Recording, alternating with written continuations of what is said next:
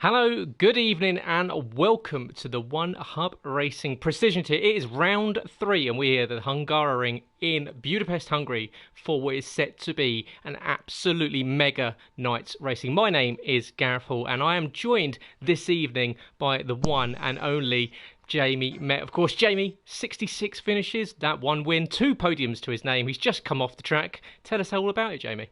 Yeah, I had a fun race. Yeah, I started 11th, so started on the alternate strategy, and there was two safety cars, but I didn't pit during them. I sort of because it wasn't really good for my strategy, and I just stayed out. And then at the end, I was on soft tyres, and I overtook about 4 or 5 guys and got a top six finish, which I think is pretty fun. At Hungary, a track which I've done well around. This track, which obviously it's known as the Monaco without the barriers, it's a very tight and twisty track.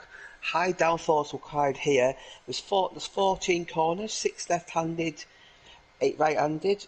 There's 35 laps, and the tyre wear around here, especially in soft tyres, it's going to be very difficult. Normally when we do two-stop races, it's a soft, medium, soft strategy, but I think tonight it's going to be soft, medium, medium. Obviously with the mandatory two-stop, and we do sometimes see rain around here, but not very often.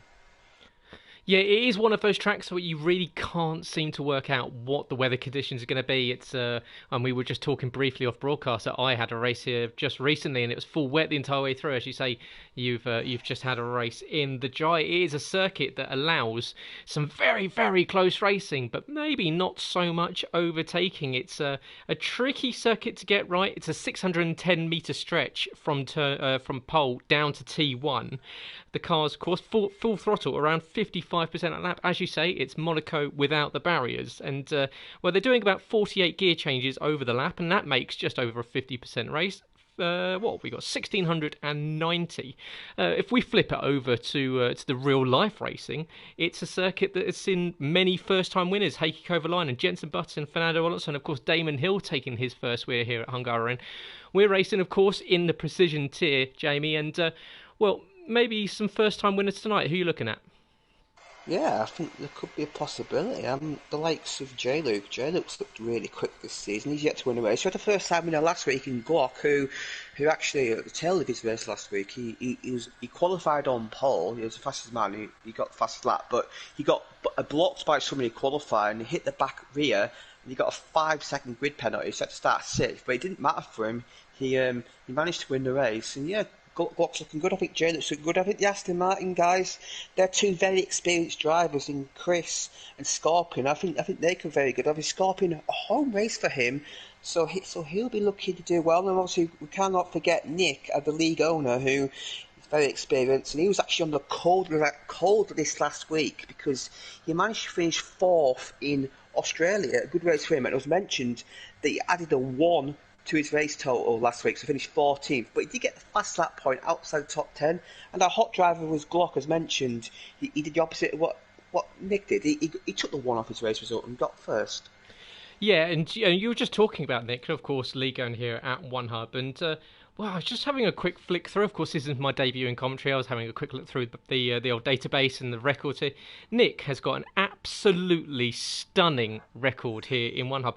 59 podiums in 75 finishes, which makes it 78% of the time that he finishes, he's on the rostrum. So surely he's in with a shout here tonight. It's very, very difficult. And as you say, it's all going to be about qualifying. It's overtaking here does come at a premium. So it's about locking in that early lap, getting yourself a banker down, and then seeing if you can just maybe edge a few extra tenths off it come the end of the session when the track has rubbed in a little bit. But as you say, there's plenty of drivers throughout the field. Scorpion looking for a good run, wanting to add a third win to his current tally of 2 in 82 finishes. He's got a little bit of work to do, but well, you've got plenty of others out there on circuit. Colin looking pretty good. Of course, Chris has equally had a stellar run here. He was on the podium last time we were here, back at season 17, where pole was taken by Verheyen as well. So there's plenty of talent throughout the field, and it's looking as though very early in this championship, Jamie, that it's going to go right down to the wire.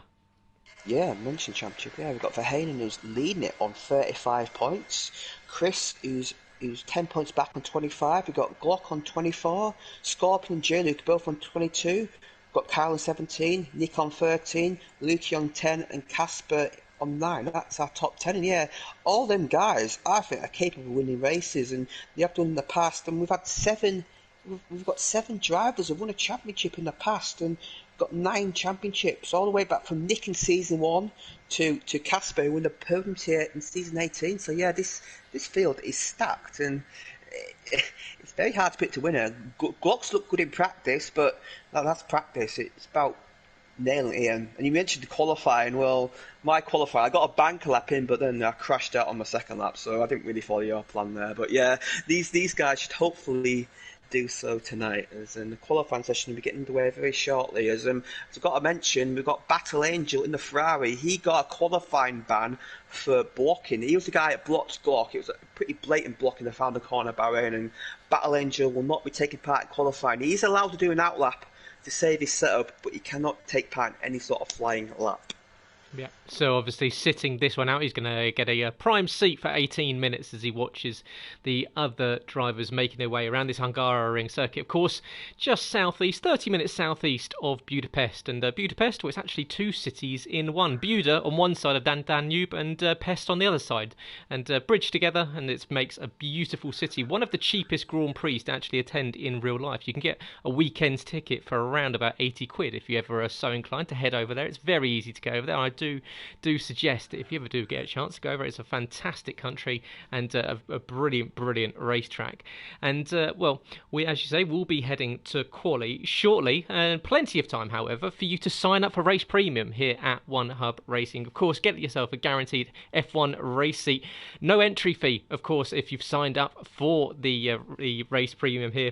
You'll get yourself some gold branding, driver avatars, and some criteria advantages during those all-important team negotiations. Of course, shout-outs during the live races, and 10% off merch that will be coming out very, very shortly. And it's definitely something that's picked up in the last few years, hasn't it, Jamie? This Race Premium, these guys really buying into One Hub.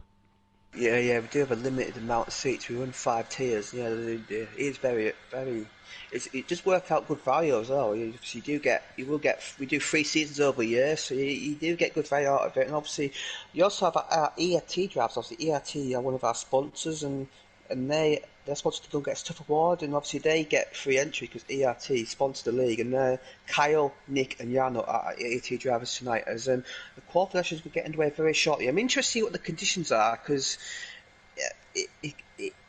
on the soft tyres, you can get a qualifying lap in, but what I've noticed is the tyres can sometimes go away at the end of your lap. So, and the ERS round is quite difficult to manage. So, the qualifying lap is just it's a difficult one, because if you can have a good first 2 sectors, but if you overheat them tyres a little bit too much or use a little bit too much battery, then you're gonna have a horrific final sector.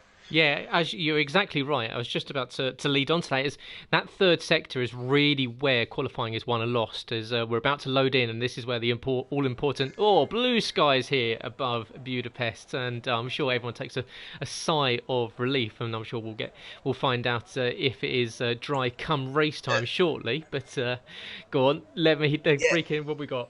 Yeah, this task data gives you the weather forecast for the race, and I've got to tell you, the race, it's going to be. There's an 83% chance of light rain at start, all the way to 45 minutes where it become overcast. So I think we're going to have an intermediate race all the way here. Maybe a little bit dry at the end, but yeah, it's going to be a wet race. So this could be interesting. Will some of these guys put a wet setup on for qualifying?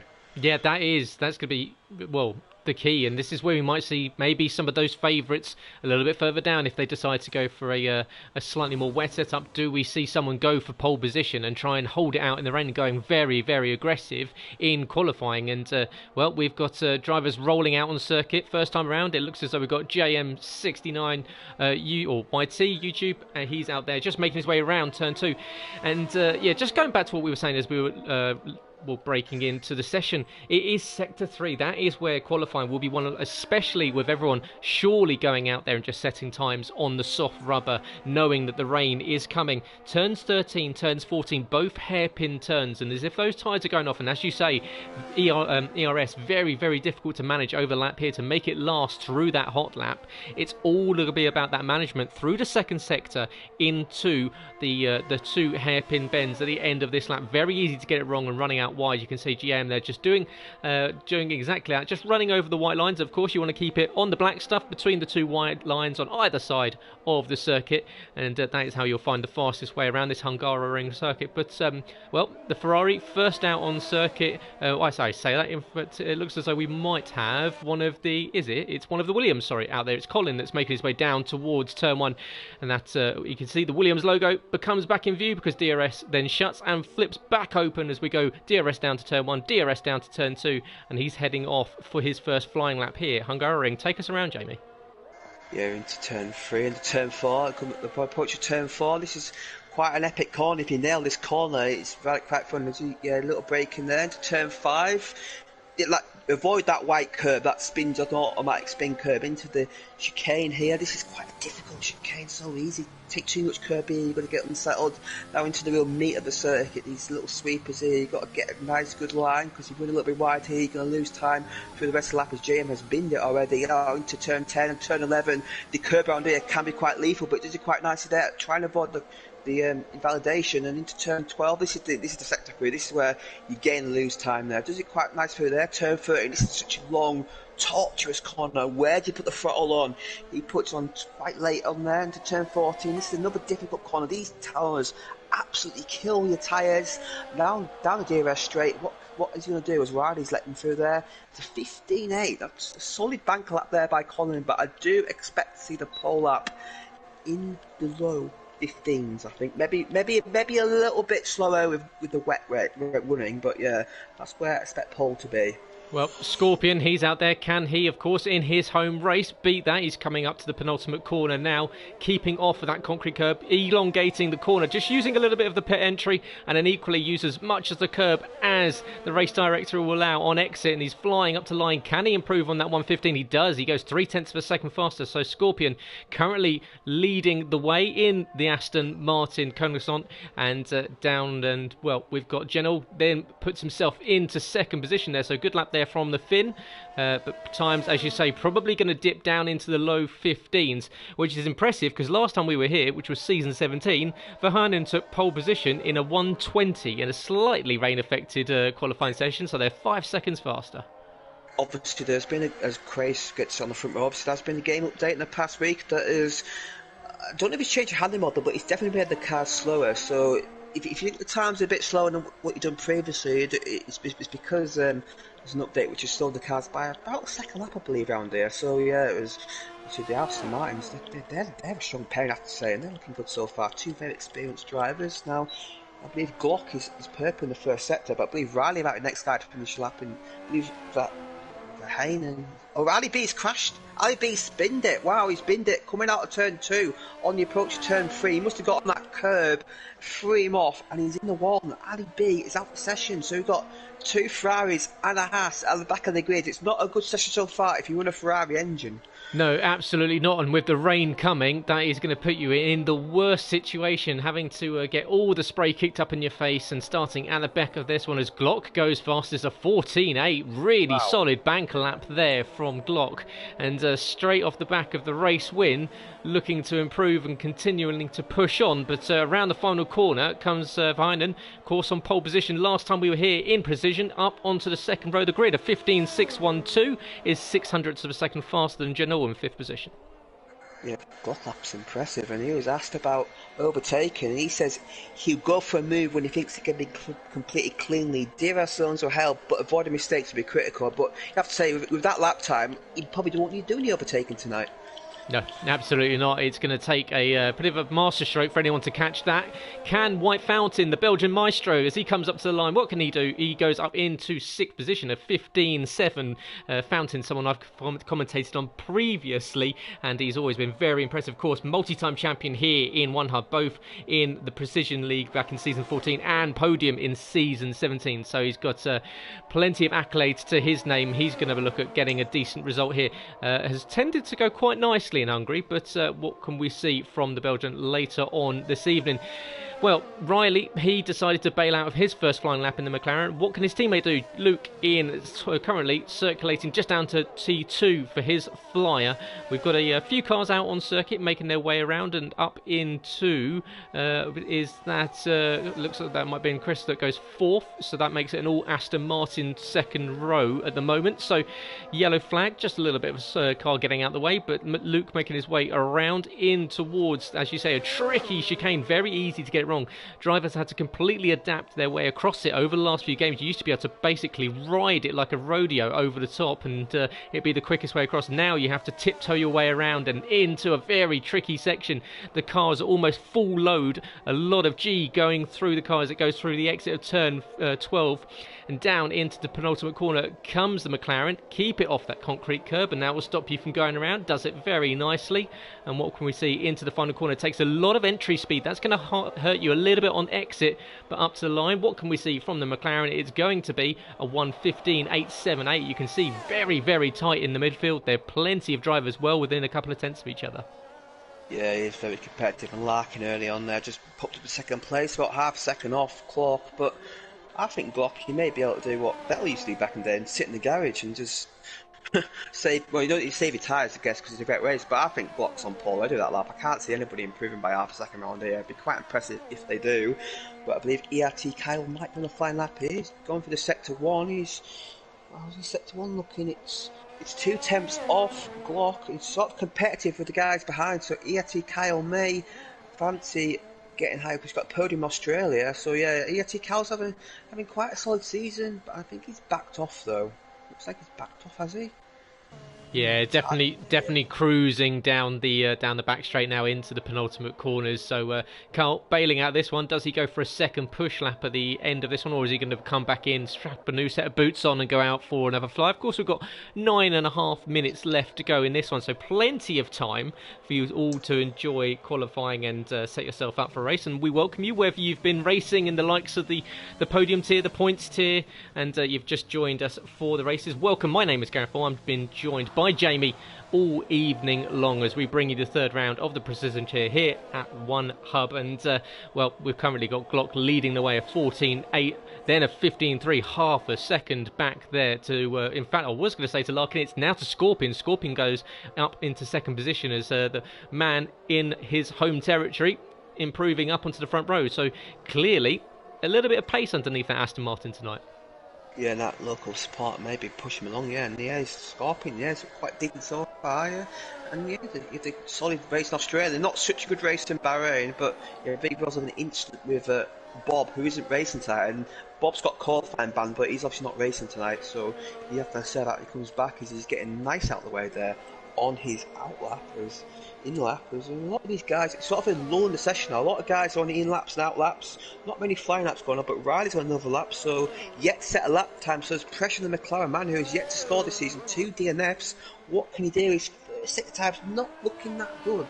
It's quite a bit off the rest of the field, and his second sector, this is going to get a lap time board for Riley, but this lap isn't really going to threaten the front runners. Yeah, he got all out of shape on the exit of turn 5 and ended up onto the runoff area, so that was going to have really cost him a good second or so, I'd say, as we've got Lukey out there on circuit. He's making his way around, and Lukey has equally had a pretty decent start to the season. What can the man in the Alfa Romeo do as he tiptoes his way around the chicane, powers out, flashes over the top of the screen, and makes his way into the rest of the second sector, flashing into the third. And well, he's currently sitting in 10th position, and that is really the worst position you could be. Well, I say that if we were going into a dry race, seeing as we're going into a wet race, it seems they might not mind as much, but well, we'll find out. Here comes into penultimate corner is Lukey, and what can he do from 10th on the grid? He's got to find 4 tenths even to bump up past J. Luke in 9th position. So Alfa Romeo around the final corner, power down up to the line, and doesn't improve on his time. It is a 16 flat, 2 tenths off, and well, a little bit more work to do. As usual, but that lap for Haynen's put a good lap in there. He's only a tenth with a bit off Glock, because Glock is on starting another flying lap, so he may improve even further. But yeah, for Haynen, he's definitely done quite well there to get a bit closer as There's a few guys, as Jan and White Fountain, put together good set times. To see what White Fountain do. He's purple in the middle sector. This could be good luck for the Alpine man. He jumps up to third place. The guys are starting to find pace as the track rubbers up, but that means Glock will as well, surely. On his next final lap, he's just purple the first sector. So Glock looks like he'll improve even further. What can Jan do? Who's the sixth place?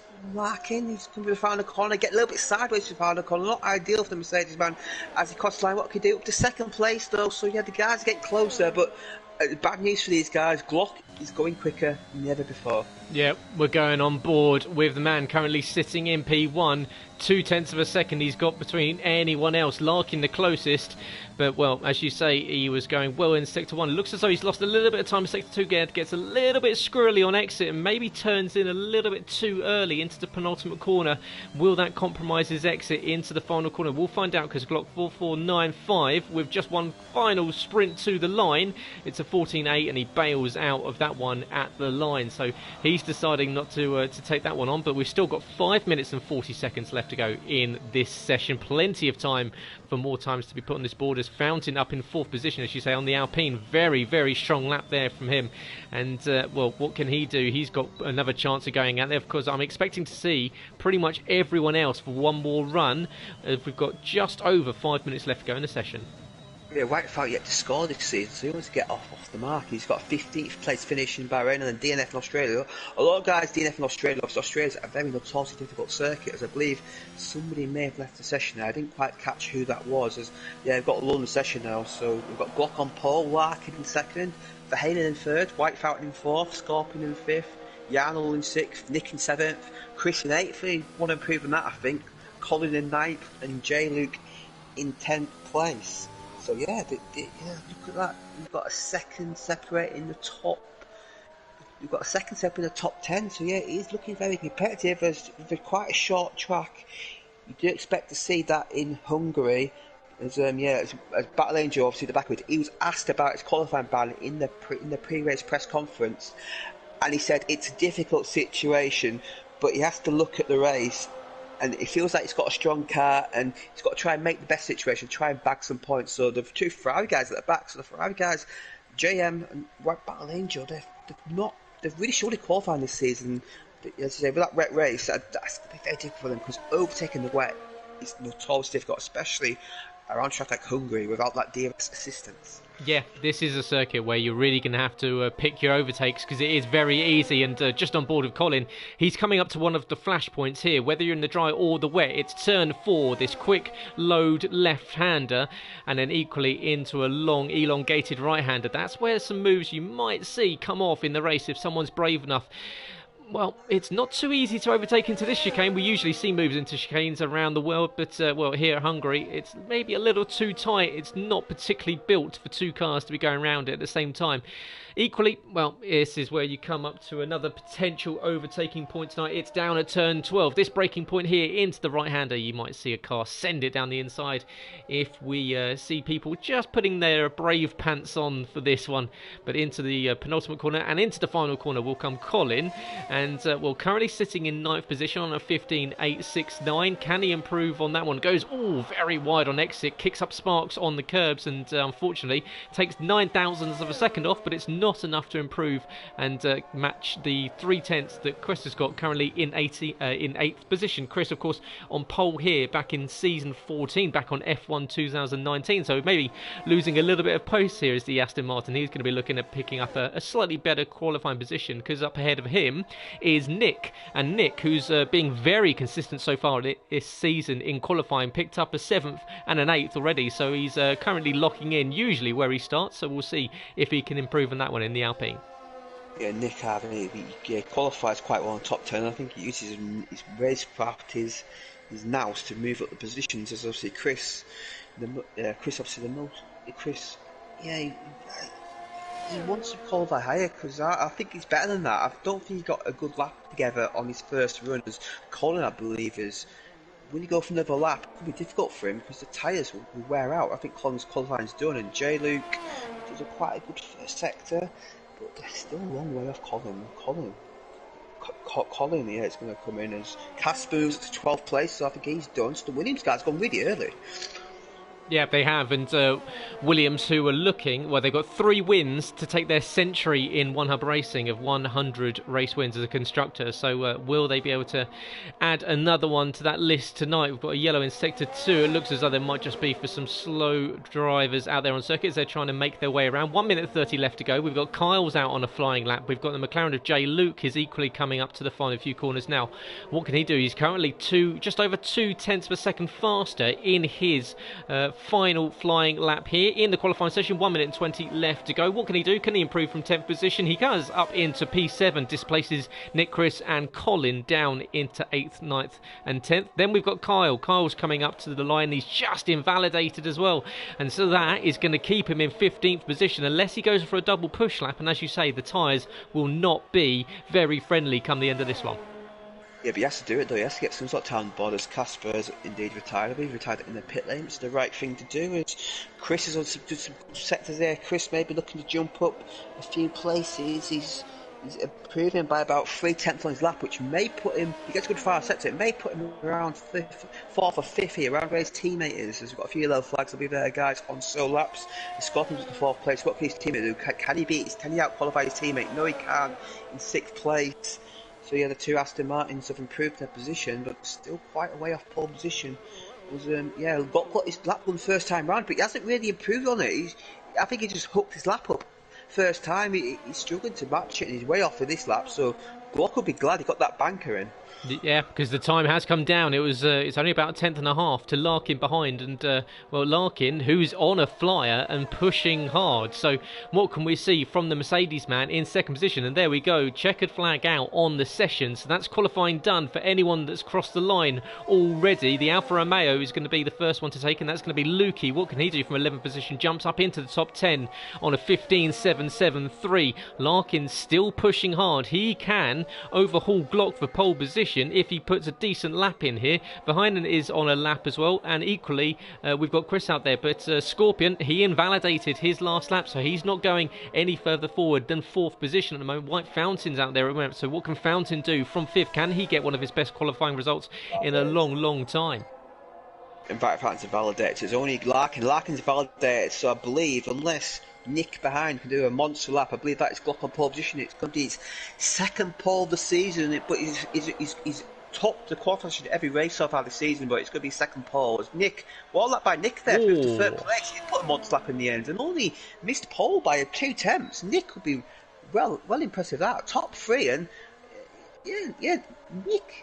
Nick may be fancying another race win tonight. That was an impressive lap at the end. Yeah, that's a mega lap there from the ERT driver, and you can see just how tight that is between 2nd and 4th. Just a few hundredths of a second split the 3 of them, so I'm sure the likes of Larkin will be breathing a bit of a sigh of relief, and behind him maybe not too happy with that late invalidation. Scorpion, he really suffered with that one, dropping down to 5th position, and if you're not on the front row, being on the second gives you the best opportunity to move into the first corner.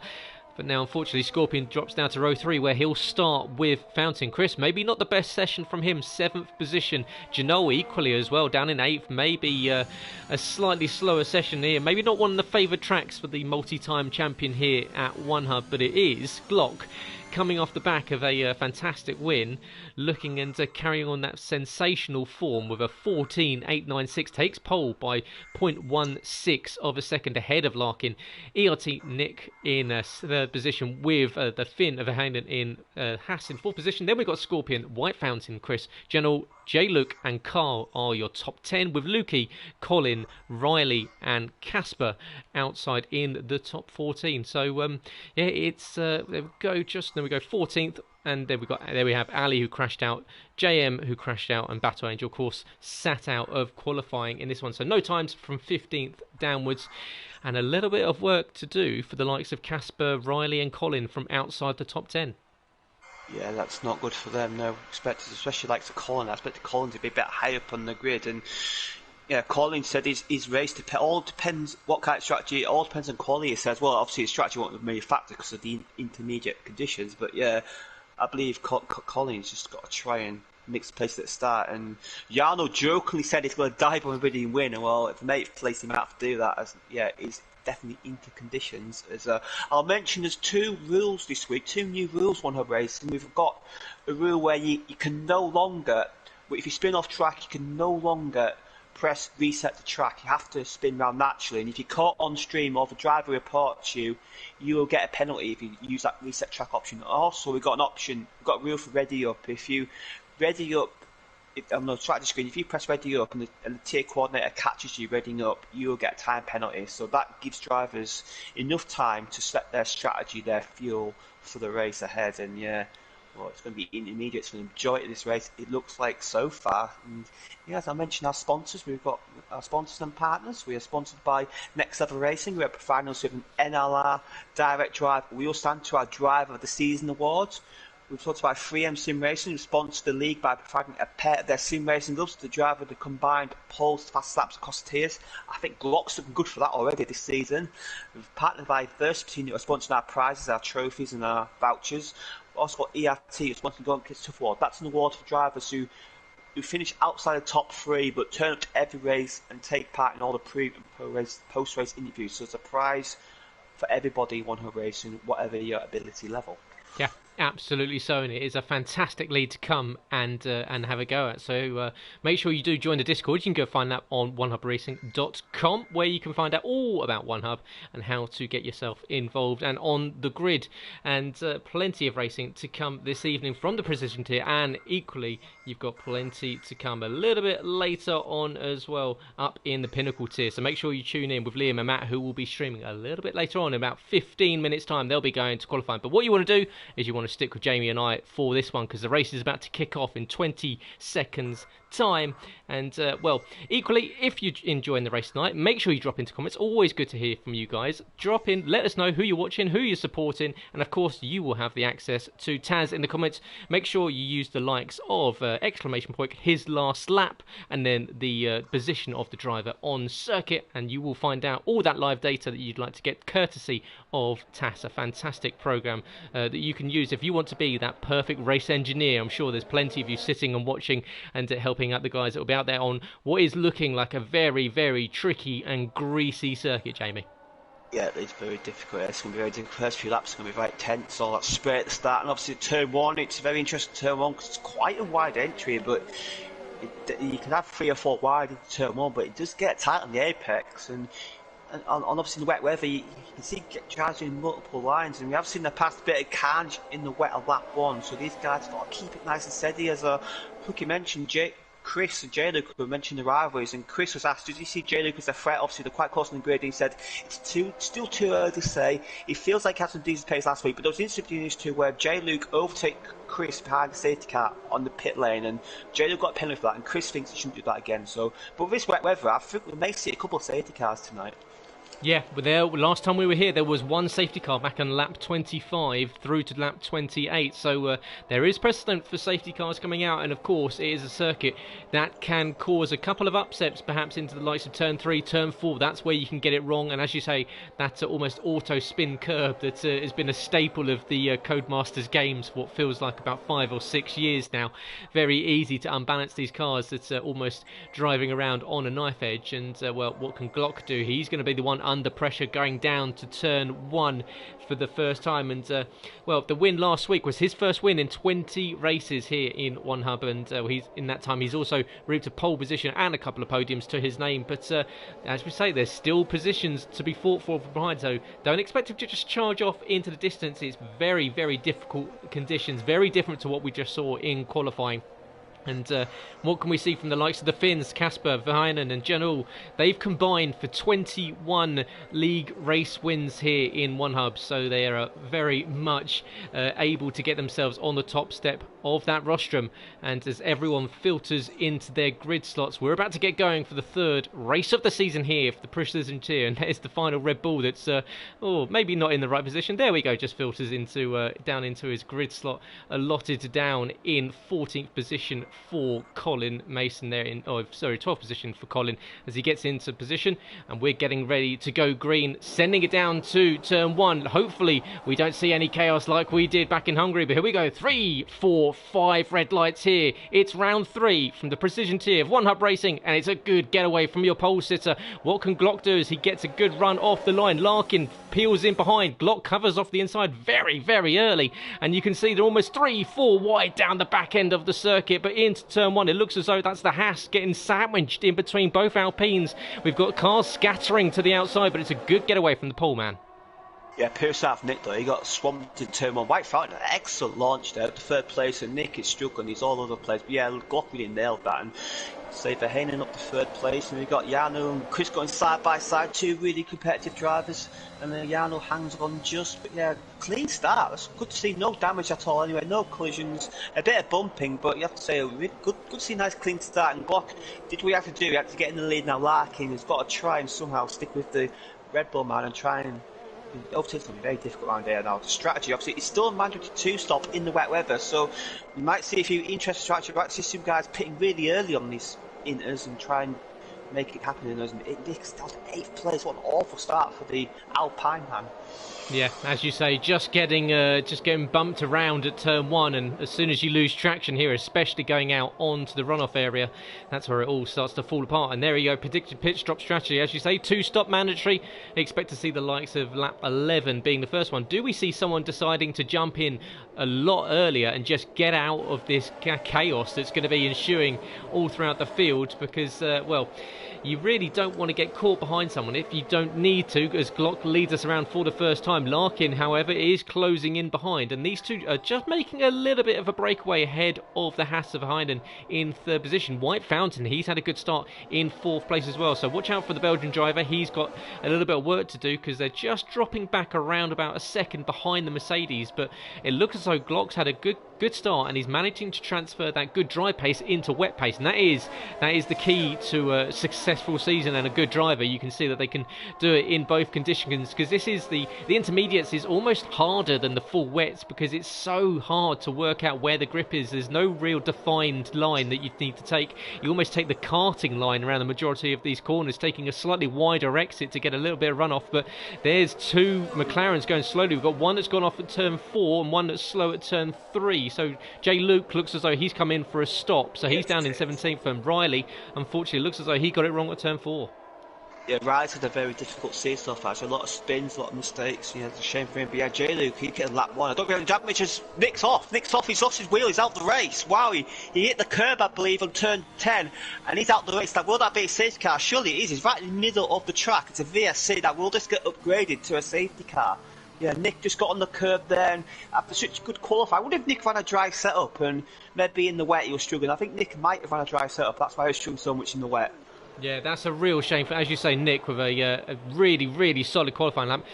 And unfortunately, it's not even 2 laps in his race is done. So the ERT driver will have to take a small trudge back to the pit lane and collect his thoughts from that one. Probably not too happy, but yeah, as you say, VSC, it's not upgraded to a full safety car, which is surprising, because as you alluded to, that car was strewn across the circuit. Plenty of the others that had to follow into that very, very quick corner, having to scatter to make sure that you never quite know if these cars are going to ghost or not. But we are still under VSC, and I'm sure we'll be going back green shortly. Now, who gets the jump? Because here we go, look, there's the break that's been made. White Fountain now, 3.6 seconds, 4.1 seconds. He's losing time and time and time after this, during this VSC.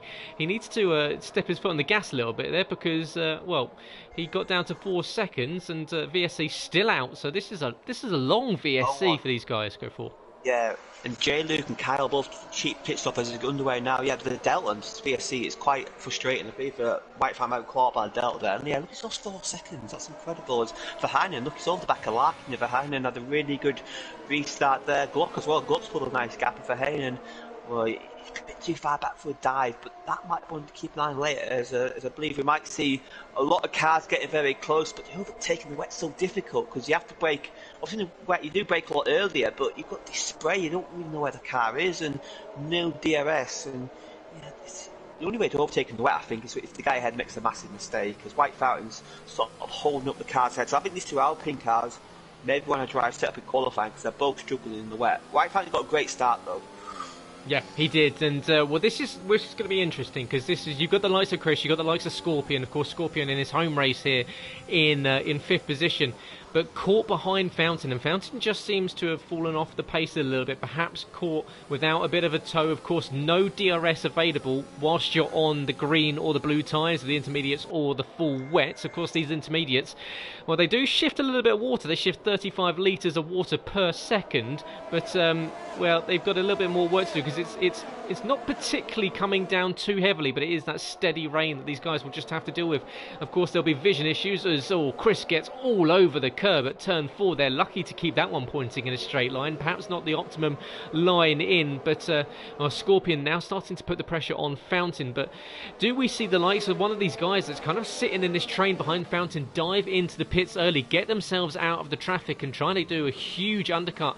The intermediates, we know that of course it is a mandatory two-stop, so perhaps you do a slightly longer middle stint and then come in and get out of this traffic and try and get a big undercut on these guys that are just caught trying to sit behind Fountain.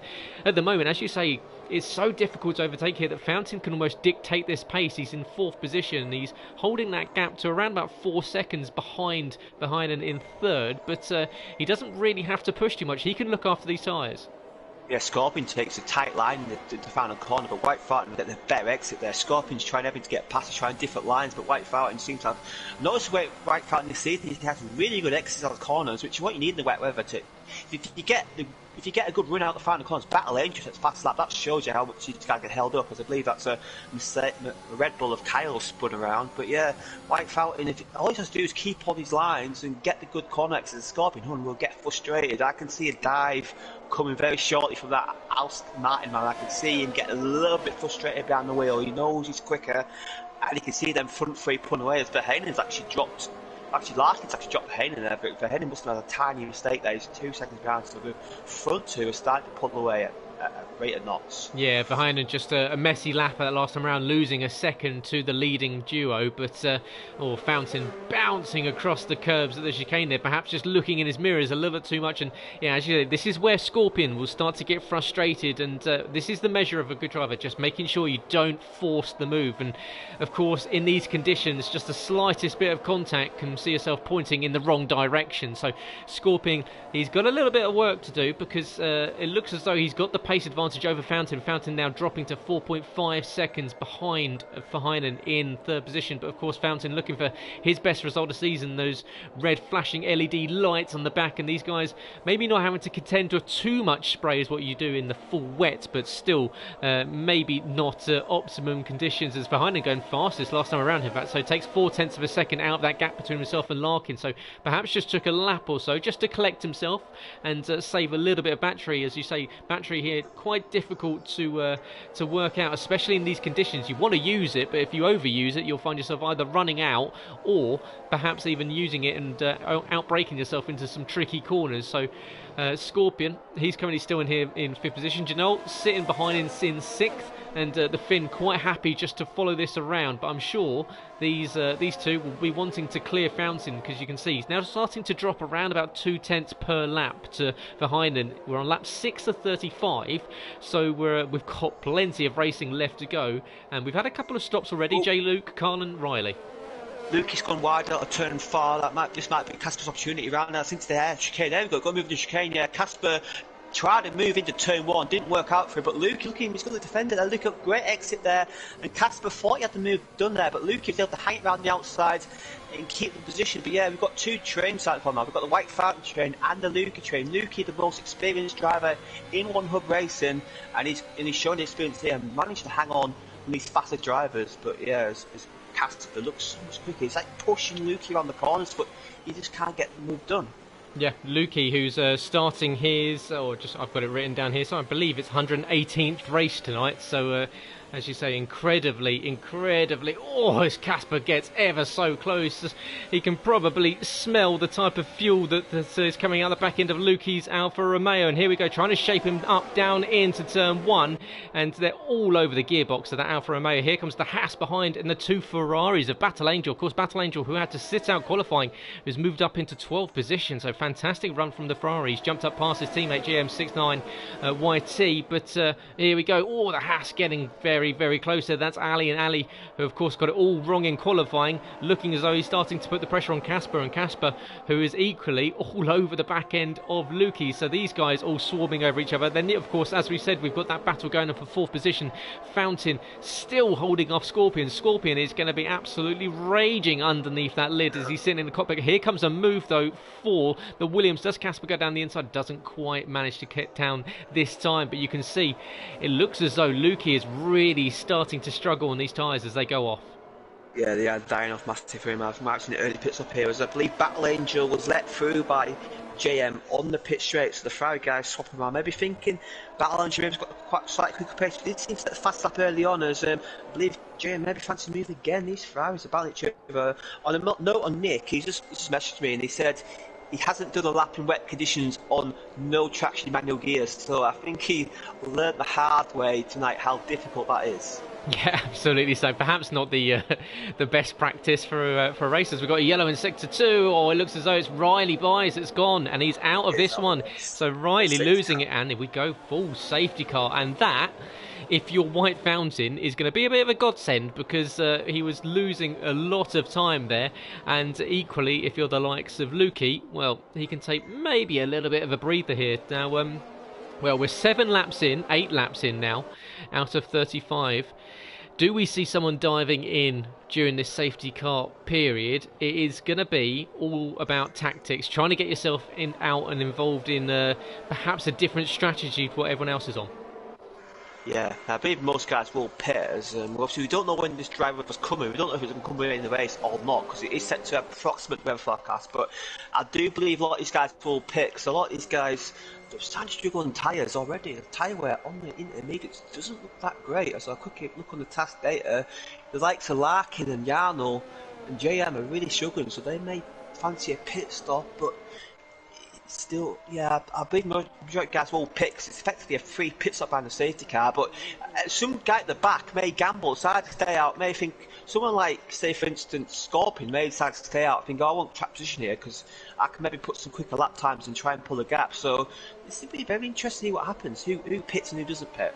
Yeah, into the pits, however, does come race leader. So Glock in, Larkin in, and Verheyen all in. So top 3 in. So as you say, do we see everyone diving in? No, Fountain has decided to stay out. So he's decided to extend this stint on these tyres, and it looks as though he's going to have a bit of a Lewis Hamilton moment and just be the only one out there circulating. Because even, I believe, we've even got both the Aston Martins in. So Chris, he's really going to suffer here, because this is where, unfortunately, the game doesn't play ball with you, because he's going to have to sit and wait for the animation to sort itself out. Here we go, having to wait ever so long. He's going to lose so much time as he waits for all these cars to go past as well. And in fact, let's call that an unsafe release there from the Aston Martin team, as they filtered him out straight in front of the Ferrari. But Chris, it looks as though he might have just about got away with losing that position to Luki.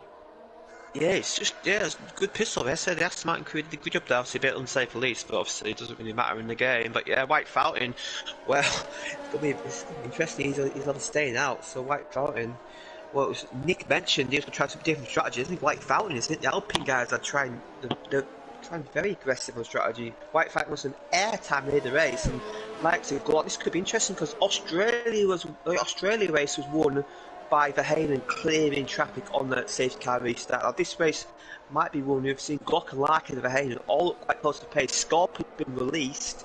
Now, can Scorpion keep these guys at the front? And Glock knows he has to get the move done. It's going to be difficult for him, even with White Fountain's worn tyres, because we have seen White Fountain has really good traction. As we have one more lap of safety car conditions and we'll get underway. But yeah, White Fountain, I wonder if he's going to get that decision. Yeah, that's a big call there from Fountain to stick it out on those tyres. I think he's probably hoping for another safety car later on in the race to kind of save him, because of course he doesn't have a teammate to worry about, so it's not like he was having to double stack. So is this just a case of Fountain wanted to stay out and perhaps try and dictate the race pace for a few laps or so? Will Glock have the pace to get past him? There is a drying line slowly forming on the left-hand side of the main straight. So, as you said earlier, we are expecting, or what this TAS is telling us, that it is due to go overcast later on in this one, 30 minutes into the race, which we will be approaching relatively soon. So it's not too far away from when we expect to see this rain slowly start to dissipate. Well, it's a big call here, and is Fountain, this is the only thing I'm thinking, Jamie, is Fountain taking into consideration that he might try and stick out on the intermediates for it to go dry, and then just try and do 2 stints on the dries? Yeah, could do, yeah, maybe fresh tyres at the end, maybe. Obviously, it just says soft laps do last about 10 laps, but that doesn't really factor in the degradation. Yeah, may think I'll maybe do 2 stints in the softs, but let's not forget he's used all his softs in qualifying. You only get 3 stints of soft, so yeah, maybe that's what he's thinking. But I'm not sure he's going to drive. I think the right decision was to pit and put fresh air in on, but because White Fountain, if there's no safety car anymore, White Fountain it's effectively a pit stop behind everybody. So yeah, he's definitely gathering another safety car, which you wouldn't be surprised happens, because I've noticed on this game online, if you get one safety car early on, you tend to get one later on in the race. Yeah, I agree. You do tend to, I think Bert Mylander enjoys racing around these circuits. Safety car is in this lap, so the lights are out on the safety car, and now White Fountain becomes the safety car. He gets to dictate the pace through the final 2 corners. And what can the Alpine do? Because, of course, he has done 10 extra laps on his tyres compared to everyone else. So his tyres maybe not going to have the best traction on the exit of the final corner. So what can the Belgian do? He's going to be leading this one away. Glock, he wants to keep away. You don't want to be picking up any penalties. This is where you want to make sure you're not collecting the guy in front of you before you get to the start-finish line. Fountain, when's he going to go? He's waiting right until the line. Glock has almost got into the back of him off the line. There's almost scattering across the circuit, and then you go. There is that 5-second penalty for Glock. He just got too happy again towards the back end of the Alpine, and that's going to open the door for Larkin down the inside of Glock into turn 1. There's going to be contact between the pair of them. In fact, Larkin almost goes around there side by side down towards the exit of turn 2, but it looks as though Red Bull's got the inside line. White Fountain holding on to this one, but Glock and White Fountain with a 5-second time penalty. That will be hopefully removed for at least for White Fountain. It looks as though Glock was just getting a little bit too trigger happy. It was almost pushing him down the main straight, wanting him to get on with it, but it's a good getaway from Fountain. Glock, Larkin, Verheyen holds position. Chris now up into 5th. Yeah, look, if we're like, be inside of turn 5, brave man there, turn 5, got a little bit leery, but he's going to save it. As Battle Angel also lost it on the restart. I think Battle Angel might have been caught out with all that slow on the restart. Yeah, he's lost it in the warm-up pit wall, so that's our 3rd retirement of the race. And Battle Angel, well, that's 2 DNS for me.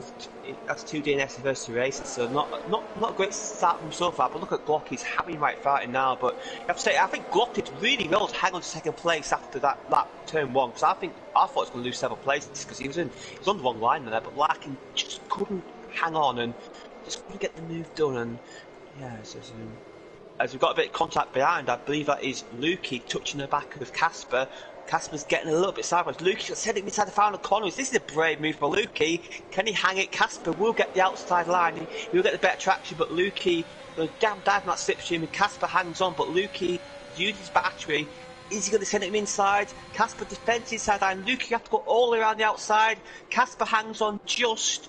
Now, can Lukey get switched back? No, gets on the curb. I think Casper just about hang on as White Fountain is still in the lead of the race. Yeah, it is hard to get a switch back in these conditions. He's going to go very deep there into turn 2, not quite close enough to collect the back end of Casper. And Casper, of course, the Finnish driver in the Williams. Williams are looking at picking up a 98th win here in One Hub. It's currently the Alpine of White Fountain leading away from Glock.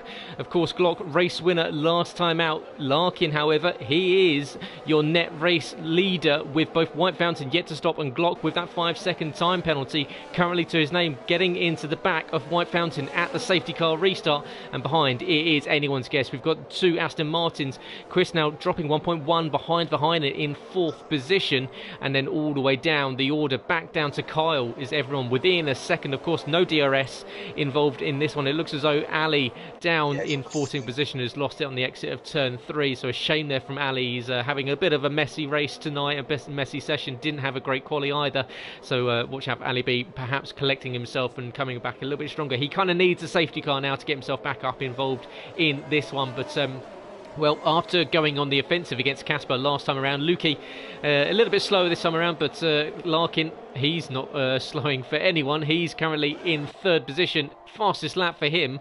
Of course, they're all on fresh inters, so they're going to have an extra traction advantage. But this is what we were talking about, Jamie, is that Glock is really starting to struggle behind Fountain, because Fountain is doing a great job. And in fact, there's contact between the pair of them into turn 2, and you can see that's just traction advantage. That is purely Glock having a slightly braver line on, and a little bit happy on his tyres going into the braking point and getting very, very eager to get the move done. But Fountain just putting his car in all the right places. Yeah, when you do that, it's very difficult, and this Alpine tends to have really good traction, I've noticed, and his tyres are starting to go off. His front tyre wear is about 30%, so that's when he started losing more grip. And yeah, White Fountain's a cork in the bottle for these guys. I have to say, Chris is maybe holding his teammate Scorpion here. I wonder if the Aston Martins may do a swap. We know these two work really well as a team, as I believe Chris may want to let his teammate through. No, he isn't. I believe Chris might have to take Scorpion there, so them two are holding each other up. And I have to say, White Fountain at every single corner exit is just nailing us. Casper and Lukey both get tyre penalties at the same time. They obviously are following each other's lines, and that's why they both got penalties at the same time. It's so easy to do, so easy. Look ahead of you, don't look at the car in front of you. Always look at the corner that is coming up, but unfortunately those two following each other, and well, here comes Glock, a little bit of a switch back on exit of the final corner. You can see the wheel just getting a little bit squirrely, and well, he's not going to get a move done on Fountain this time around. But they're joining, as you say, there's the Aston Martin swapping position for 5th and 6th position. Verheyen now starting to get back involved in this battle, so we've now got a 4-way fight for what is currently the lead. However, of course, White Fountain yet to stop. Surely he's trying to wait out this rain, but it is not stopping. Also, Verheyen had a bit of a moment there in turn 3, managed to hang on, and I thought he was going to send it into the barrier there. That was quite impressive, the way he held that. He had a massive swap run, and he managed to save it, and his tyres will be a little bit overheated, so you have to maybe keep it cool for 1 or 2 corners. But yeah, that was an impressive save for the Haas. Yeah, as I said, he was just starting to put the pressure on, but well, once again, he can start to close up, because these three are getting held up by Fountain. Of course, Fountain yet to stop in this race. Behind, everyone else has gone for a stop. When will he pit? When will he pit? It's quite interesting. Where's he going to dry? It does look like it's maybe getting a little bit drier. Maybe it doesn't look as wet as it did before. So maybe he's trying to stay for the slicks. And I have to say, if he keeps getting his corner exits right, there's nothing Glock can do about this. He can't unless he fancies a lunge up the inside, which would be very risky. But Glock seems to be struggling for the corner exit. White Fountain, every lap, seems to get the better exit at the final corner, which is what you need to do. And Larkin's getting a little bit closer. Yeah, I've commentated on White Fountain for a number of years, and one thing that I've always known about him is that he's very, very good in these conditions. He looks after his tyres very, very well. I remember a race in Brazil a few years ago where he managed to do a 1-stop when everyone else did a 2-stop purely just by looking after his tyres. Lap for lap, he's very careful on his throttle inputs. And you can see here, surely he's just trying to wait out this rain, waiting for it to stop. And the more it comes down, the more frustrated he's going to get, because Glock is all over the gearbox of him as the sparks are kicked up from the underboard of the Alpine in front. But you can see all three behind, Glock, Larkin, Verheyen, and all desperately want to get past. And they're now starting to get Scorpion involved in this. He's now managed to bridge that gap down to or just over a second. So Scorpion now starting to get involved in this battle for the lead. Yeah, just at the last lap. So yeah, that swap was a good decision of Aston Martin, because it scored out in the pace. And yeah, say, yeah, White Fountain, obviously, with that managing, obviously the throttle you mentioned, that does pay dividends in Sector 3, and every time he seems to really have good pace Sector 3, and look, if anything, he's actually slowly pulling away from Glock. As Glock, oh, look, he's very late on the brakes there, as Jarno has finally passed Lukey into the penultimate turn, and Jarno, can he pull away? Lukey, we know, Lukey just had good straight line speed, but Jarno's pulled quite a big gap there. Just shows you how much he's been held up by the Alfa Romeo as Glock is getting close to White Fountain, but look, it's just straight isn't long enough for him. See, I'd say, oh, here he comes down the inside. Can he get... He's just going to have enough room to go side by side. He's going to try and use his battery. Battery is on, but he's going to have to go the long way around. It takes the cutting line. There's contact between the pair of them. Fountain's going to have to try and push him out wide, but Glock shoves him onto the entry curb, and unfortunately, he 50-50 grinds on the exit, and that's going to open the door for Larkin. But Larkin, this is going to be bold if you want to get around the outside here, Larkin. It is going to be in his sensational move, and he goes around the outside. What a move from the Mercedes up into second position. Fountain just unsettled from that contact with Glock into turn 2. I'm sure he won't be particularly happy with that. He had the inside line. It looks as though that the Red Bull just came across him a little bit, just bumped wheels and just unsettled the Alpine. But, well, we're 16 laps in, so we're almost halfway through this one. Ali picks up 3 seconds. He's down in 14th position. But I'd say, Jamie, that the rain has stopped. The sky's looking a lot clearer. Yeah. So is this going to start to play into Fountain's hands? Yeah, he's just got to hang in on there. He's got to try and eke these tyres out. The front two pull away. That was crucial for Larkin to get by there. He had to get by there because I think Glock would have pulled a 2-second gap that lap if he didn't, as he got a yellow, Sector 3 yellow flags. Can't see who that's for. Oh, it's for Ali. Ali spun it round. Ali's a lap down, so his race is effectively over now. Even if the safety car does come out, it's going to be a lap behind. But yeah, that was crucial. Yeah, Glock braved it around the outside. White Fountain, I think, into turn 4, I think White Fountain maybe gave Larkin the corner because he could sense it wasn't. He didn't want to risk damage, and maybe he can keep with these guys. If he can keep within the slipstream, this could still work out for him. Course into the first corner. There goes a gaggle of cars. There goes 4 cars sweeping their way around turn 1. We've got Lukey, Carl, JM and Colin as Ali retires from this one in the pit lane, deciding to go no further than lap 17 as we've got a cracking battle going on for the final place in the points. And well, JM currently holding on to 10th position, but well, Jamie, here comes the guinea pig. Janul and J. Luke, medium compound attire. Yeah, it still looks quite wet, but we do know that the track does dry up quite quick in this game, I've noticed. We'll see what Jarno can do. Look at his gap. He's got a decent amount of grip, it looks like. Let's see if turn 4 is going to be. Oh, he loses it there, but I don't think that far off. I think another lap or two, and these leaders were pitting. And, well, that's 3 seconds for race leader Glock as well, so that makes 8 seconds currently as into the final corner comes the leaders. And does anyone box this time around? We'll see if they follow the likes of Janul and Janul, who, of course, didn't really, into the box does come Casper. He's decided to go on to the medium tyre, surely to go to the end of this one. 18 laps out of 35, so we're half distance. And Scorpion is now... Yeah, fantastic move there. Just moved up and into 4th position, past Verheyen. So Verheyen now falling backwards. Fountain still doing a good job, but he, of course, still has 2 stops to make. Yeah, DRS is enabled, so that's normally the sign when the dry conditions are the best. All the guys at the back are pitting, so they may gain an advantage here, as we'll see where, as I believe Colin is that change of wind, maybe that contact in turn 1 gave him a bit of wind damage. As White Fountain is still hanging in there, but Glock does not want a safety car now because all them penalties he's going to have to serve. Obviously, he will serve his 5-second penalty in the pit stop, which. But because he's done that, unfortunately, he won't be able to get that removed. But yeah, look at this. Look how much dry the track is now. This is incredible. The track does dry up very quickly on Hungary, I've noticed. They did a bit of practice earlier, and because of the hot weather, I think this track does dry up markedly. And yeah, these guys, they're doing well to keep up the track, actually. Cause I can imagine their tyres not feeling too nice. No, I'm on board with Casper, because Casper's the leading dry compound runner. Now, I'd say that if he keeps it in a straight line, because as you say, it's still slightly greasy out there, because into the box will come everyone. Of course, DRS being enabled means it is time to put the dries on, and they'll all go on to, I imagine, the medium tyre bar White Fountain, who I imagine will go on to a set of softs. but can Casper get the jump on everyone? Because he's had a pretty decent outlap. Unfortunately, the timing screens is frozen, so I can't tell you that he's been increasing his time. But here we go. We've got cars now rolling their way out back onto circuit. And Larkin, in fact, no, Larkin is going to get the jump on everyone. So Larkin back out into the lead of this one. But Casper's going to get a really good run and get himself well involved in this battle. Yep. So, yeah, that was a fantastic decision from Casper. He's going to sweep down and now back up into 5th position. So the Williams, I'm sure, will be very happy with that strategy call.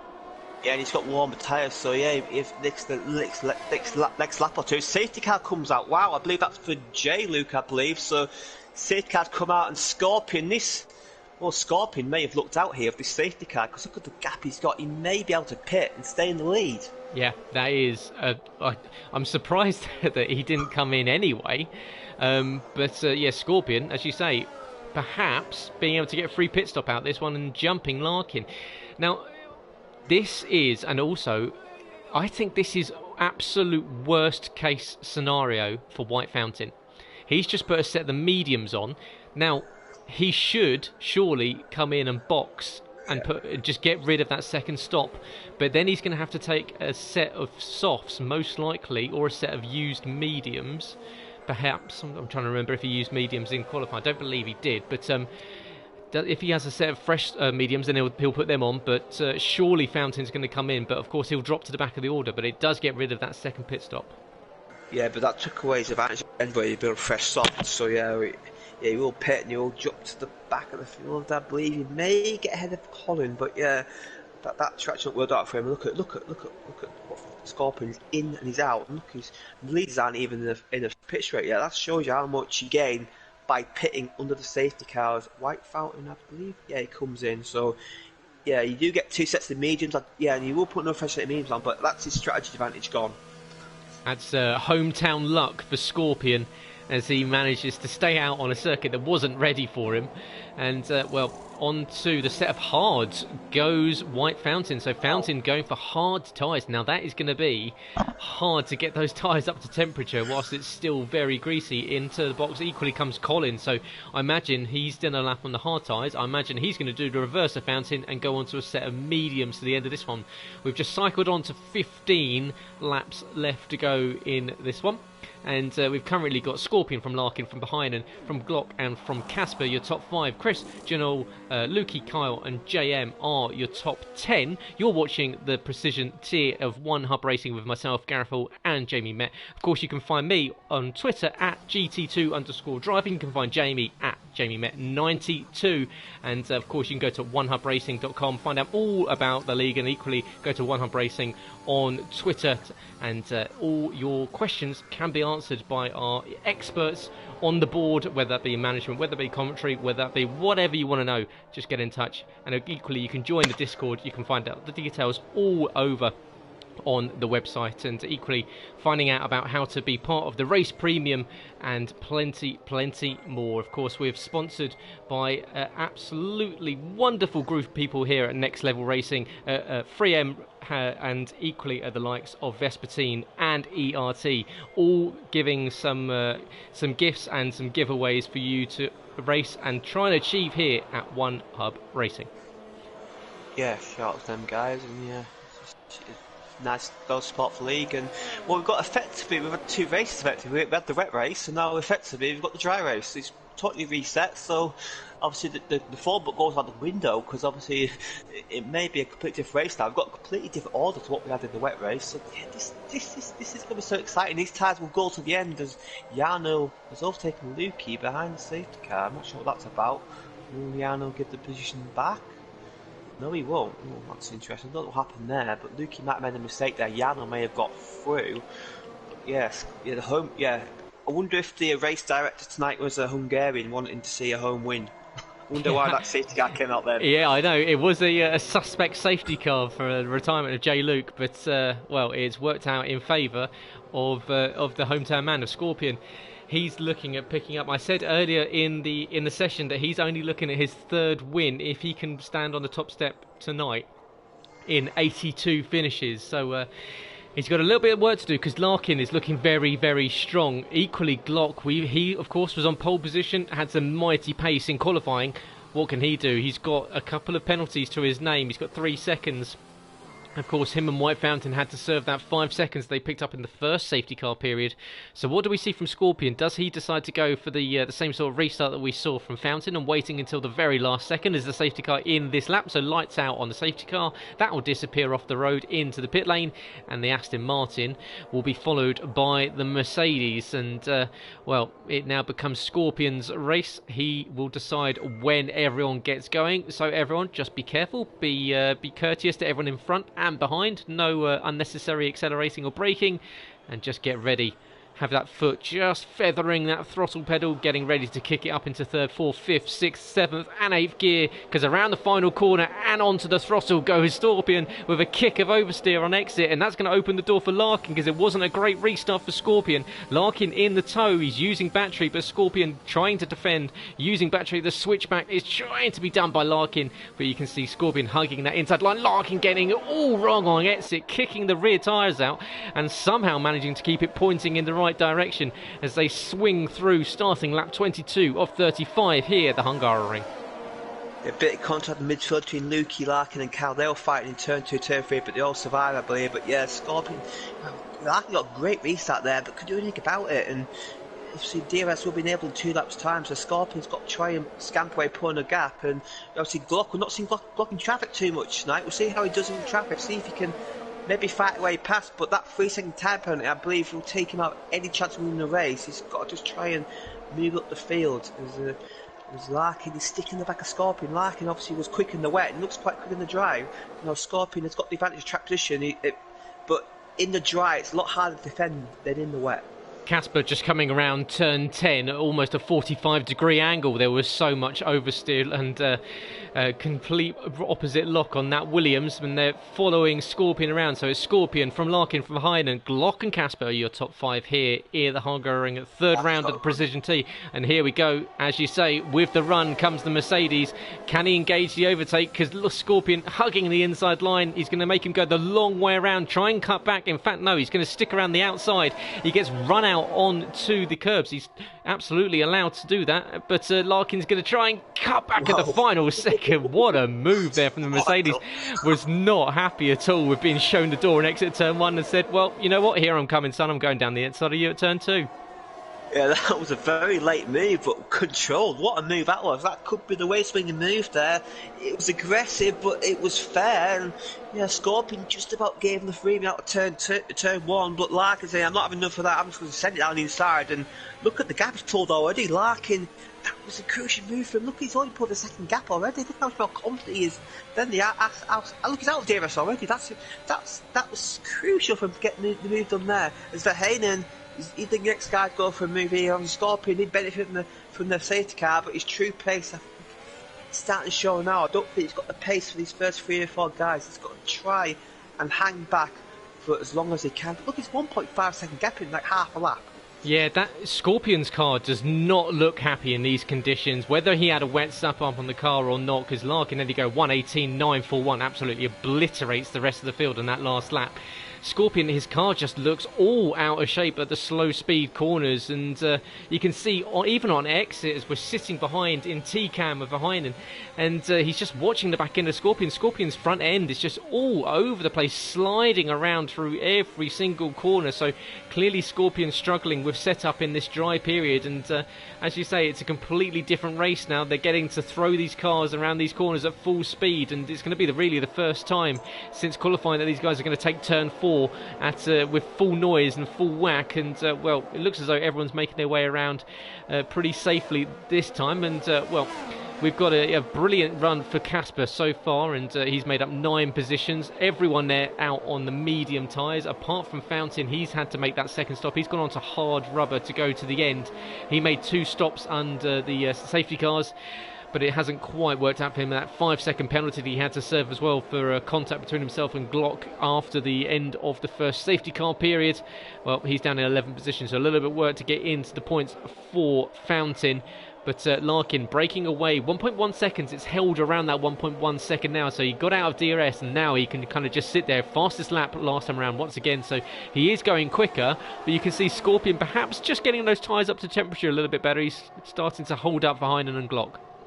yeah, I think Scorpion maybe was a little bit rattled by what in the previous lap. It took him a bit of lap to get back in order, but he's keeping an eye on look at Glock. Glock now, but got DRS. Verheyen were able to defend. Glock, maybe trying to go on the outside. Does he know? There's no room for him there, but yeah, Glock's looking racy behind Verheyen, and Scorpion here. He's got his mojo back, and he's going to try and gain on DRS. Glock, he's threatening to move into turn 4, but that was never on, and Glock. Yeah, he lost out there with his 5-second penalty for the contact with White Fountain on the safety car. Look, that 5-second penalty has effectively put him he would have been leading this race on that penalty, and now look at him, he's stuck in traffic, and Verheyen, he's got a fight on. Obviously, these are 2 race winners this season, so it's looking like we might have a new race winner, for a 3rd race winner in 3 races. Yeah, and Larkin is looking very, very good tonight. Just missed out on pole position to Glock, and as you say, Glock just caught in 4th position, almost runs into the back of Verheyen there, into the penultimate corner. Somehow manages to hold on to his front wing, because that was very, very close.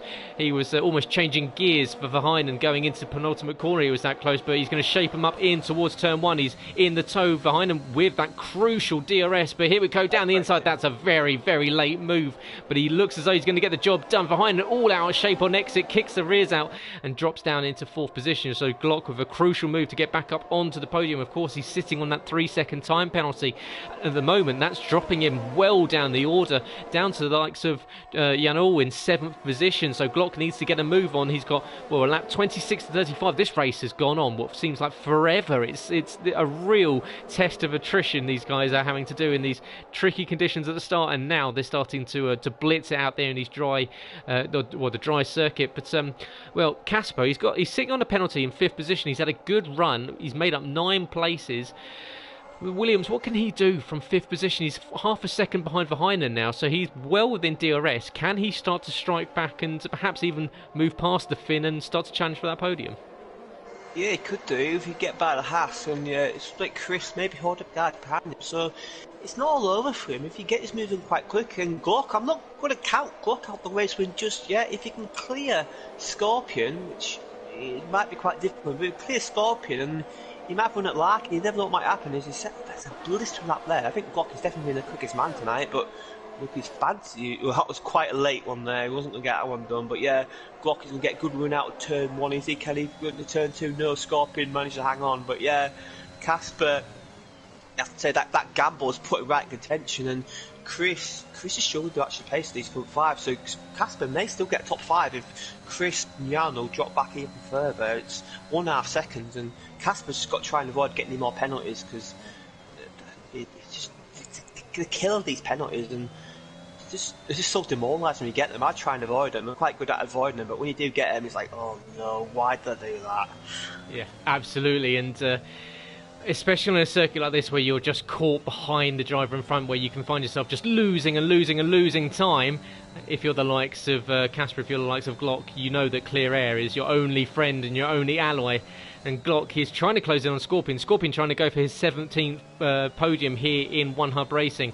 He's got a little bit of an advantage over Glock, but Glock, who's used up quite a bit of his battery there. He's probably got around about 30% of his battery left, so he's got time to recover a little bit of it, but Scorpion, it can just defend if he's got enough straight line speed. But this is where we'll find out from Glock as they go down the main straight in towards turn 1. Behind, you can see there's side by side between Verheyen and Casper. Casper trying to go around the outside into turn 1, and he's going to get shown the door by the Haas, and the Haas not letting that move happen again. But will we see the Williams cut down the inside? Not quite close enough this time around, but the moves are still going on. Glock's trying to go around the outside of the Aston Martin. We've got a yellow in sector 1.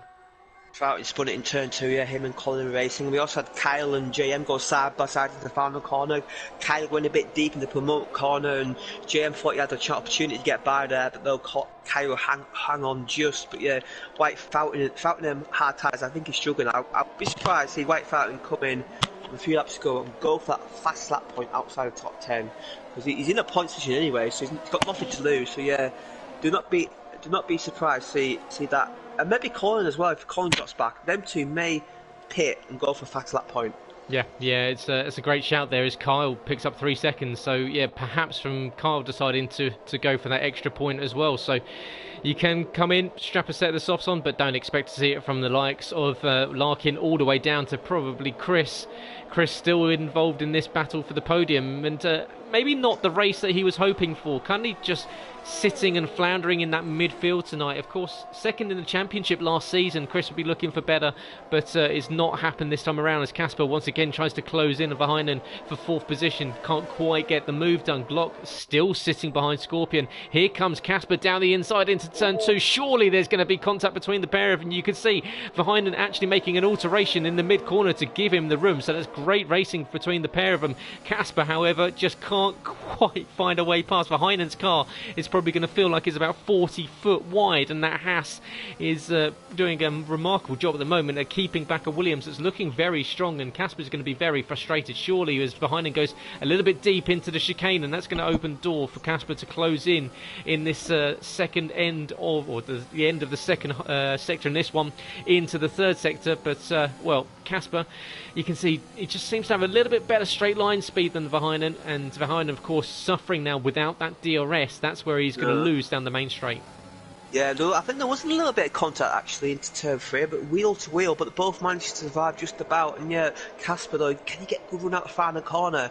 Verheyen goes a little bit wide, so he should get a bit exit for Verheyen, but Casper, well, tips with DRS. I believe Casper will be on that battery surely. DRS, yeah, look, he's got to run. Verheyen's defending the inside line. Casper, oh, very close contact there, almost the Schumacher by a killer there. Casper could go round the outside. Verheyen will run him out the road, I guess, but Casper will stick in there. You have DRS, he'll have the inside line in turn 2, but you can see cars going around the outside here, but Casper gets that move done just, yes, he's ahead. Now, will Verheyen fight it back?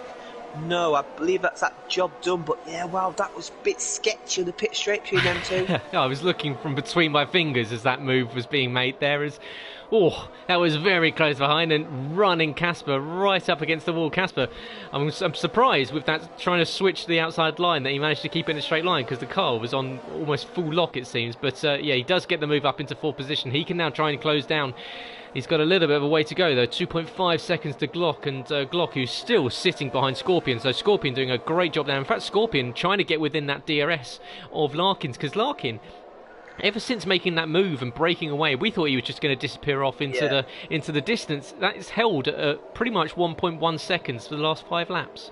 I think Scorpion has slightly better tyre life because he's just purple in the middle sector there. Yeah, it's just frustrating enough. He's just outside that DRS.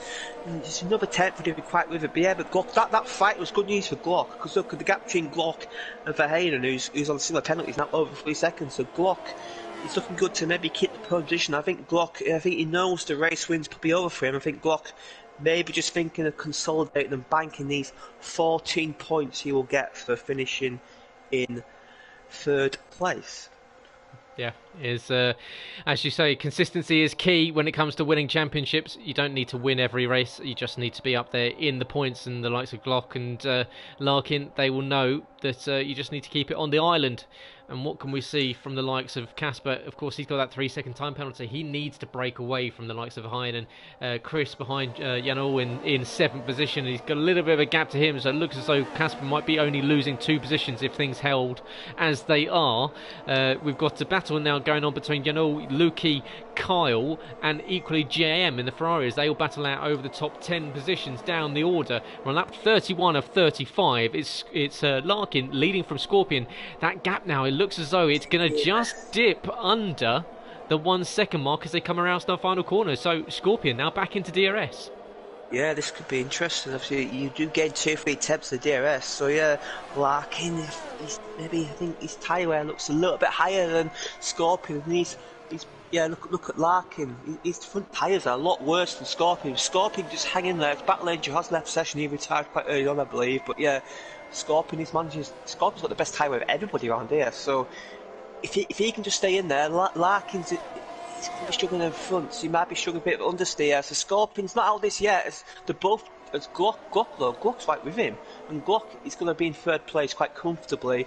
Yeah, look at Larkin. Larkin starting to struggle them tyres. Yeah, Scorpion is sniffing a race victory on home soil here, and the Aston Martin is really starting to reel in. Larkin, who looked as though he was going to make a breakaway, has now been reeled and reeled back in by the chasing duo of the Aston Martin and the Red Bull, Scorpion Hunt and Glock 4495. We're in 32 of 35 laps here, the precision tier of One Hub Racing. You're listening to Gareth Hall and Jamie Met as we bring you the final laps here of the third round of the season. Make sure you check out One Hub Racing. There's plenty more racing to come tonight, as you can check out the Pinnacle tier. They're racing away here for their third round of the season with Matt and Liam in the comms box for that one. But if you are enjoying this one, make sure you drop into the comments. Let us know equally who you're watching, who you're supporting, and give us a like on the video. It really does help out, of course, with that pesky YouTube algorithm. So make sure, if you've enjoyed the race tonight, just smash that like button. Smash the like button. That sounds disgusting. I feel like I could need to take a shower after that one. But here we go. Larkin with 33 out of 35 laps done. This is where Larkin's going to. This is where the nerves start to build up, isn't it, Jamie? He's leading away. He can almost smell the guys behind him. And, well, Scorpion, he's not got it all his own way. He's got Glock, well, now within 0.2 of a second, but he just knows that if he just pushes and pushes Larkin, he might even be able to make him make a mistake, and then that's all he needs to take the race win. Yeah, that's what he's thinking, putting the pressure as Colin gets 10 penalties. I just saw Lukey overtake Jarno around the inside of the turn 2, and JM's passing Kyle there. But yeah, Scorpion, Larkin, start getting them arrows in your perspective, and I know how distracted it can be to see them arrows in the braking zones, and Larkin knows he'd be starting to feel the understeer. Scorpion's still setting good lap times, he's still getting his personal best, as I believe Kyle has spun it in turn 4, and yeah, he's recovering now, but he's down 12 places, sure he'll pit to go for the fastest lap. But yeah, Larkin, he's doing a solid job though. He still seems to get decent corner exits, and as long as he does that, Scorpion will have no chance. And look at Glock. Here comes Glock. Can he get the move down the inside of the Aston Martin? It looks as though he's shaping him up, and he goes down the inside. And Scorpion, who looked as though he was challenging for the race lead, is now going to have to settle in third position and hope that Glock starts to make the move, because Casper and Verheyen are battling over 4th and 5th as well. Yeah, and this might allow Chris moves to 4th place. Yeah, Verheyen gets through against these two. Have been racing all race long, and Casper, will he get a good run through turn 4? Like, he'll be brave man, go from moving to 4. He's gaining, but he's too far back. So, penultimate lap of the race. Less than 5 miles left to go to the checkered flag in this one at the Hungary. It's the 15th longest circuit on the F1 calendar, but this race seems like it's gone on forever. It's been an absolutely fantastic one. Really, really enjoyed my comms debut here at One Hubbers. Oh, Casper almost gets it out of shape on exit of turn 7 there, sweeping into the third sector. But we're about to come on to the final lap, and well, the win can still go to one of 3 people. Potentially. Glock, of course, with that 3-second time penalty, is looking as though he's the least likely. Larkin currently holding on to the race lead that he took after the safety car period, but Scorpion, he knows if anything goes wrong between the leading 2, that his win there is there for the taking, because Glock, fastest lap around. Can he make a move down into turn 1? He's thinking about it. He's not quite close enough. He's got one more DRS zone to make a move down into turn 2. He's going to try and shape up the Mercedes, but it looks as though Larkin might hug that inside line, and he's going to be holding on to every single apex for the rest of this corner, or the rest of this lap. Yeah, but I'd say Larkin may not have minded Glock getting through, but I think Larkin wants to win on track, and yeah, Glock sets fast laps to solidify an extra point, but Scorpion's going to get second place. Casper gets another penalty. That could drop down further place. That's a big mistake there for Casper, but Larkin, he's handled the pressure well from these two. I believe Larkin wasn't as quick as these two in race pace, but you don't need to be quick in Hungary. You've got track position. Yeah, it's Monaco without the barriers. You just need to keep on circuit as loses it on the final lap, and just within sight of the checkered flag and some good points, and the Finn out of the race. Casper got side by side in turn 11. Sorry for Verheyen. Did you get the moves on the corner? Banging wheels into turn 11 as Larkin's going to finish the race. Larkin is going to take the race win, but these two are side by side. Yep, and up to the line does come Excel Larkin, and he takes the win for the Excel esports team. Glock in second, and Scorpion takes second ahead of Glock. But as you say, the battle is now going on right down the order, up to the line behind, and Casper, they're battling out, and they're going side by side to the line. They bang wheels across the line as Casper's going to drop down with multiple penalties. There we go. What a race! What an ending there. I'd love to see what the gap was between Casper and behind across the line. I believe it was probably around a couple of thousandths of a second. They really did battle each other, really, really hard over the last few laps, and got their elbows out, both sides. But what a mega race there. Verheyen loses 5th position by 200ths of a second to JM. JM coming from absolutely nowhere to finish in 5th position. That shows you how important it is to avoid penalties around Hungary. He was finished like 9th, I believe. Look, he's finished 5th, and Kyle is going to smash the fast lap here, but it's 11th anyway, so he's going to get the point anyway. But this will be a rapid lap for Kyle.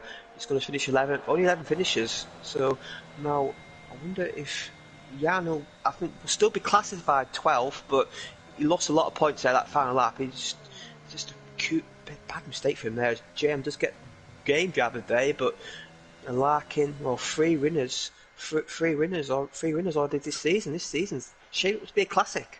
Yeah, really enjoyed that one, and fantastic result there for Larkin. He picks up the win for the Excel esports team, and picks up his first, as you say, here in the Precision Tier. It's the 19th season of One Hub Racing, so fantastic result for the Mercedes, and Mercedes add another win to their list, and they're really starting to rack up those wins here. They seem to pick the right drivers, do Mercedes.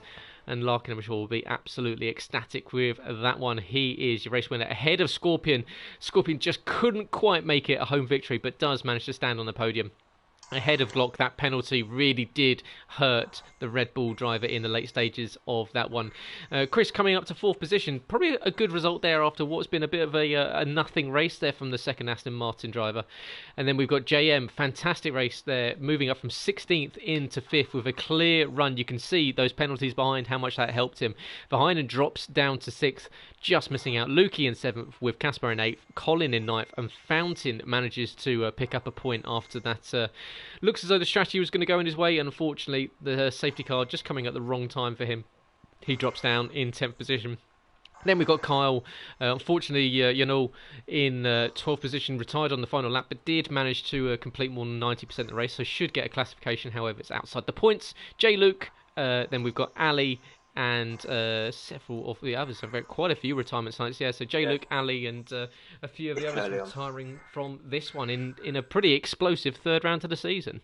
Yeah, I'm going to correct you there. You get points for the top 12 on the racing, so you do. Sorry, my apologies. We'll get a point. So yeah, as also we've got Drive of the Day. Because you're the guest tonight, I'm going to let you nominate Drive of the Day first. Who's your Drive of the Day, and what question would you like to ask them? Oh, that's a very tricky one, because Larkin had very good pace, but I'm actually going to go for the hometown man. I'm going to go for Scorpion. It was a bit of a pressure race. You always want to do well at your home race, and just missing out on the win. And I'd probably go for him, just asking what he was thinking leading that one away, and was he prepared to fight, or was he quite happy on picking up the podium? What meant more, the win or just standing on that podium? Yeah, that's a good nomination. I'm going to go about boxing. I'm going to go for the German in the Ferrari. He didn't have such a good qualifying, binned it, but managed to, as we mentioned earlier, crucially avoid them penalties and get a that strong 5th place for him. JM, fair play to him, really good race. Had decent pace there. Was in some good battles, I noticed, down the pack. I'm going to ask him, well done, mate. Good recovery after not such good qualifying. I saw you had 2 warnings at the end there. How safe did you play track limits at the end to secure that excellent finish? And it has been a mega race. Really enjoyed watching that one. And Jamie, you've had 3 races to start the season. Where does that one rank? I think that has to be the top. Yeah.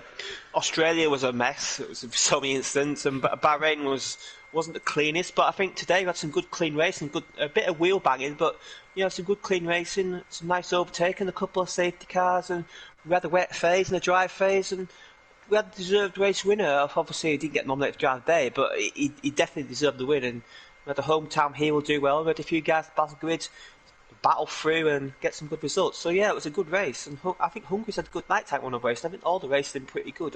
What I've noticed in the tiers, so that's good to see. Yeah, absolutely. So thank you very much for joining us for this one. Of course, you can switch over to the Pinnacle tier. They're streaming out with Matt and Liam in the comms box where they'll be underway for their race.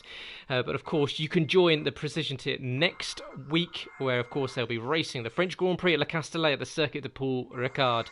And well, Jamie will be in the box, I'm sure, probably even with a fourth commentator to join him if the trend carries on. But thank you very much for letting me join you tonight. My name's been Gareth Hall. I've been joined by Jamie Metcalf. You can find me on Twitter at GT2_driving. You can find Jamie at JamieMet92. Thank you very much to our wonderful sponsors, Next Level Racing, 3M Sim Racing, Vespertine and ERT for all their lovely support here at One Hub. And well, we hope you had a very good evening, and we'll see you again very soon. Good night, everybody.